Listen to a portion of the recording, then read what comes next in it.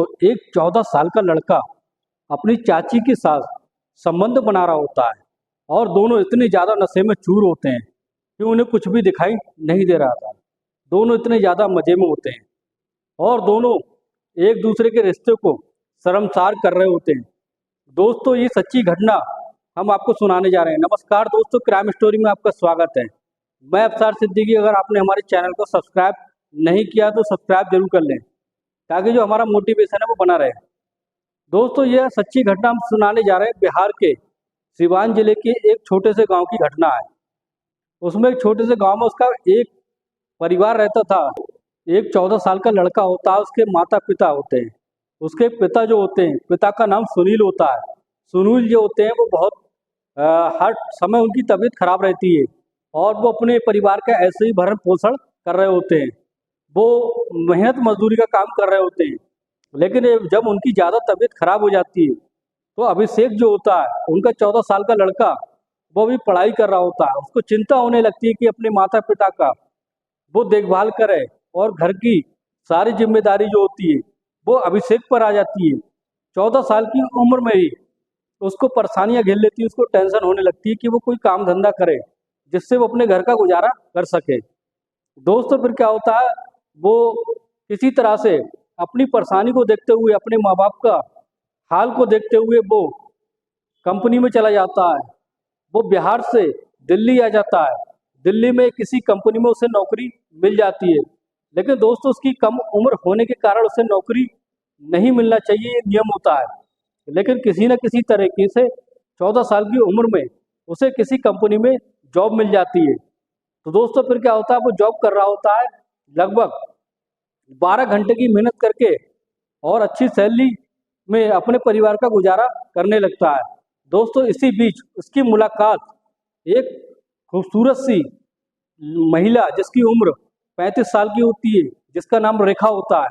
अभिषेक की मुलाकात रेखा से हो जाती है। अभिषेक जो होता है रेखा को चाची कहकर बुलाने लगता है और जो चाची होती है वो अभिषेक को, यानी जो रेखा होती है, अभिषेक को अपना भतीजा समझने लगती है और इस तरीके से दोनों में बातचीत चालू होने लगती है। एक दिन रेखा जो होती है अभिषेक से पूछती है कि तुम कहाँ के रहने वाले हो। तो अभिषेक कहता मैं बिहार का रहने वाला हूँ। तो वो जब ये बात सुनती है तो रेखा बहुत खुश हो जाती है और कहती कि मैं भी बिहार से हूँ और मैं भी यहीं पर काम करती हूँ। इस तरीके से तुम मेरे बेटे जैसे हो, बेटे के समान हो और तुम्हें किसी चीज़ की ज़रूरत हो तो मुझसे मांग सकते हो। तो दोस्तों, इस तरीके से दोनों की बातचीत होने लगती है। रोजाना जब कंपनी में आते हैं तो एक दूसरे से बातचीत करने लगते हैं और फिर बातचीत के दौरान उनकी इतने ज़्यादा गहरा संबंध हो जाता है दोस्तों कि उनकी मुलाकात ज़्यादा बढ़ जाती है, एक दूसरे को ज़्यादा समझने लगते हैं। दोस्तों, फिर एक दिन ऐसा होता है कि रेखा जो होती है, छुट्टी के दिन रेखा जो होती है अभिषेक को अपने घर पर बुलाती है। बुलाने के बाद उसकी खातिरदारी करती है और इस तरीके से दोस्तों वो कहती है कि तुम्हें अगर किसी चीज़ की ज़रूरत हो तो तुम मांग लेना। और इस तरीके से वो अच्छे से उसका नाश्ता कराती है, खाना खिलाती है। जब अभिषेक ये सब देखता है तो बहुत खुश होता है कि उसे सब कुछ मिल गया। उसको घर जैसा माहौल होने लगा था और उसका पति दूसरी कंपनी में काम करता था। और रेखा जो होती है वो जब काम करके लौटती है तो साथ में अभिषेक को अपने कमरे पर ले जाती है और ले जाने के बाद दोस्तों ले जाने के बाद फिर उससे ज़्यादा बातचीत करती है, खाना खिलाती है। और इस तरीके से जब दूसरा दिन होता है, जब वो अपने पति से पूछती है क्या तुम आज नौकरी करने जा रहे हो, तो दोस्तों फिर वो कहता है कि हाँ आज तो मैं जा रहा हूँ, क्योंकि उसका पति जो होता है वो कभी कभी हफ्ते में 3 या 4 दिन ही कंपनी में जाता था। जैसे ही उसे पता चलता है रेखा को कि उसका पति कंपनी में जॉब करने के लिए जा रहा है, छिड़कानी करने लगती है। तो अभिषेक जो होता है वो कहता है कि आप ये क्या कर रही हो चाची, आप ये क्या कर रही हो। तो वो चाची कहती कि नहीं ये सब ऐसा कुछ नहीं है। उसके जब हाथ फेरने लगती है, हाथ फेरने के बाद उसको अपनी बाहों में जकड़ लेती है और उससे प्यार करने लगती है। ये देखकर अभिषेक होता है घबरा जाता है। दोस्तों, घबराने के बाद चाची कहती है तुम टेंशन ना लो, तुम्हें भी बहुत मजा आएगा और मुझे भी। इस तरीके से दोनों एक दूसरे के साथ संबंध बनाते हैं। संबंध बनाने के बाद फिर छोटे से अभिषेक को ऐसा चस्का लग जाता है कि उसकी लत लग जाती है। उसके हर समय उस रेखा के बारे में सोचने लगता है और जब भी समय मिलता है रेखा के साथ आकर कमरे पे संबंध बनाने लगता है।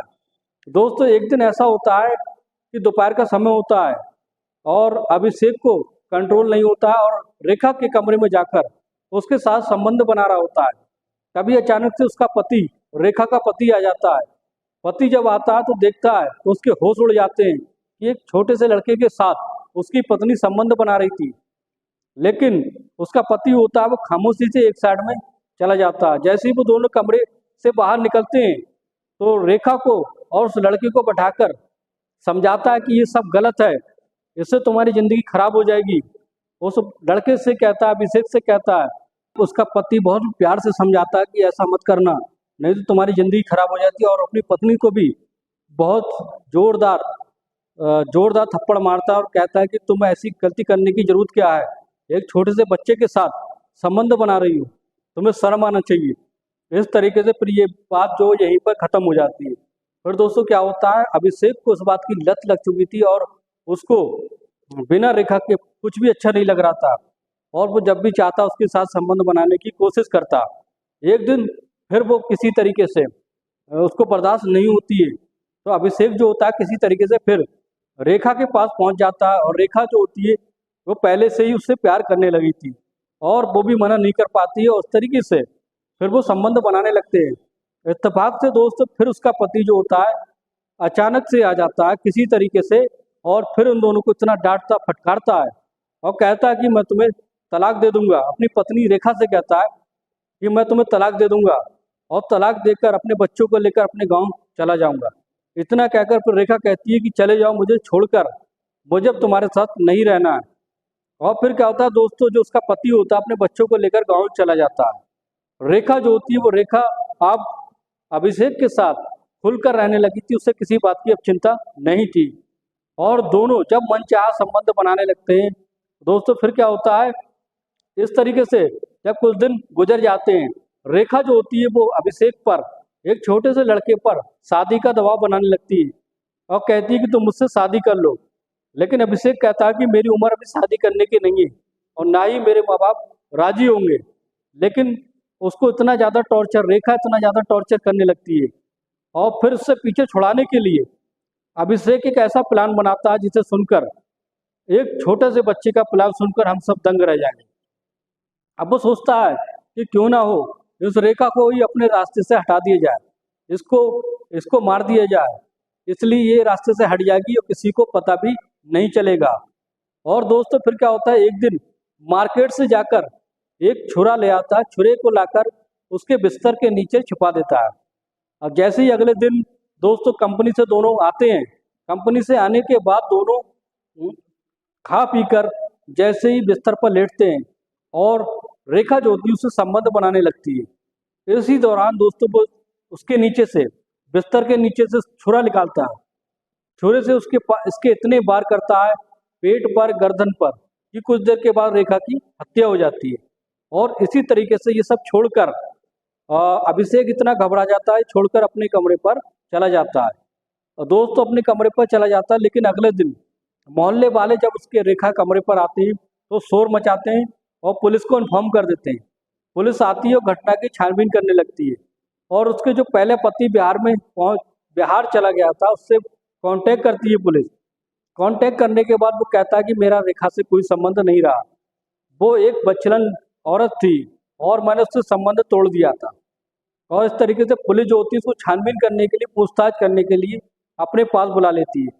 तो वो कहता है कि उसका एक संबंध एक 14 साल के लड़के है जिसका नाम अभिषेक है, उससे संबंध था और इसी गलत हरकतों की वजह से मैं इसे छोड़कर चला गया था। जब पुलिस को संदेह होता है कि एक छोटे से लड़के जिसका नाम अभिषेक है, तो अभिषेक को पुलिस किसी तरीके से ढूंढ कर लाती है। लाने के बाद जब उसे टॉर्चर करती है तो वो सारी घटना को उसको कबूल लेता है कि उसने ये सब उससे पीछे छुड़ाने के लिए किया था और वो उस पर शादी का दबाव बनाने लगी थी और वो शादी नहीं करना चाहता था। दोस्तों फिर क्या होता है, उसको छोटे से बच्चे को सजा हो जाती है, उसको बाल गृह में, नाबालिग के तहत बाल गृह में भेज दिया जाता है।